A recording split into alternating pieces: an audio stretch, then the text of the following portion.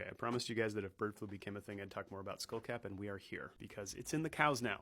It's in the cows. It's in all of the dairy cows. I will get to Skullcap in a second, but I want you to understand it's probably gone wild birds to poultry to people and then to cows and the people, but they're not sure of this. There is speculation that we gave it to the cows. It's not doing human to human much yet, but that is coming. Last thing on this, then I'll get to Skullcap, I promise. Now is not the time to be drinking raw milk. It is not the time. You should also be very careful feeding raw meat, raw poultry, or raw beef to your cats. All right, Skullcap. Now, during the pandemic, I had to be really careful talking about using herbs as an antiviral, but we don't have an FDA anymore, so I can just give you the info right now. Skullcap has been used in Chinese herbal medicine for over 2,000 years, and I'm going to talk more about that because there are something about this herb that you need to understand so that you use it appropriately. So just like it was very important against COVID, and it's very useful in the clinic against long COVID, it's very useful against influenza. It has not been studied against H5N1, which is the strain of bird flu that's currently circulating. It has been studied against some close cousins of that, H1N1, and other kinds of influenza A. Most of this data is in mice, or it's mechanistic, it's in vitro data, it's not in humans, but that's not the limitation I want to talk about. Because the take home here is that when you combine the modern research which shows how it works with its traditional use and its consistent use in Asia for 2,000 years against many kinds of viruses, you can understand it's probably going to be safe and effective. But when you look at the limitations of how Western medicine understands antiviral treatment, right? Because antiviral drugs really only work if you start them right at the beginning and then they only shave off 1 or 2 days of the flu. You can get a really good sense of how Skullcap also has those same limitations because viruses are difficult to eliminate. Antiviral drugs are kind of impotent.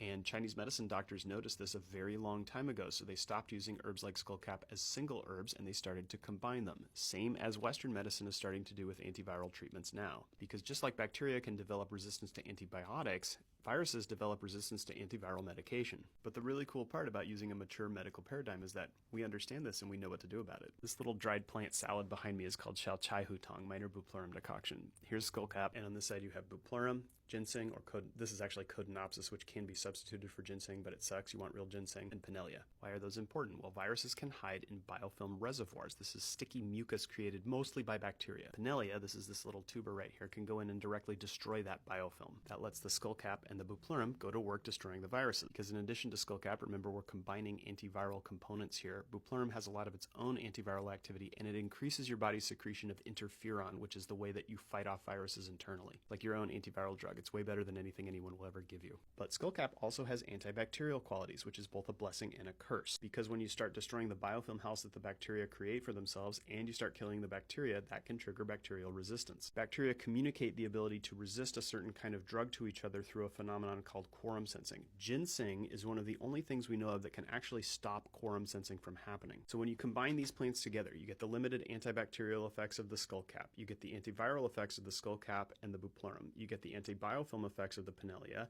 and you get the anti-quorum sensing effects of the ginseng. I haven't even gotten to the ginger, licorice, and jujubes. That's a supportive role here, but it is still important. But I want you to understand that these are plants singing together in harmony. They create a chorus, if you will. Now, this is not the only formula that we use against influenza or viral infection. There are other formulas in Chinese herbal medicine that are wonderful and can be more appropriate depending on the kind of virus or the way that the virus affects you. But this is the formula that's most common for people in Asia to keep on hand in the event that someone in their house falls ill. We have both a very economical, standardized version of this formula available. This is what's used in most Chinese hospitals. And a superpowered premium version. This is what you get if you're a VIP. I'm creating a whole playlist with content about what is likely to become the next pandemic, so follow along to learn more or join us in our free school group where you can ask questions and get the help you need.